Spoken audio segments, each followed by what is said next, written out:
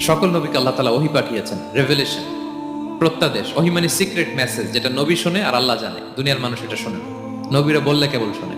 সুবহানাল্লাহ বলেন।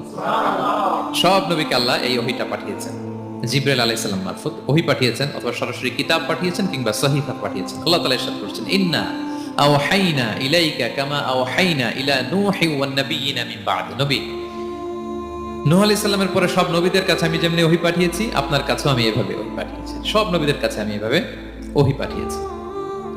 সূরা বাকারার শুরুতে মুত্তাকিদের সংজ্ঞা দিতে যে আল্লাহ তাআলা বলেন, ওয়াল্লাযীনা ইউমিনুনা বিমা উনসিলা ইলাইকা ওয়া মা উনসিলা মিন ক্বাবলিক ওয়া বিল আখিরাতি হুম ইউকিনুন। মানে নবী হে, মুত্তাকি তো তারা যারা আপনার উপর যে কিতাব নাজিল হয়েছে এটার উপরও ঈমান আনে, ওয়া মা উনসিলা মিন ক্বাবলিক, এর আগে যত কিতাব নাজিল হয়েছে তার উপরও ঈমান আনে।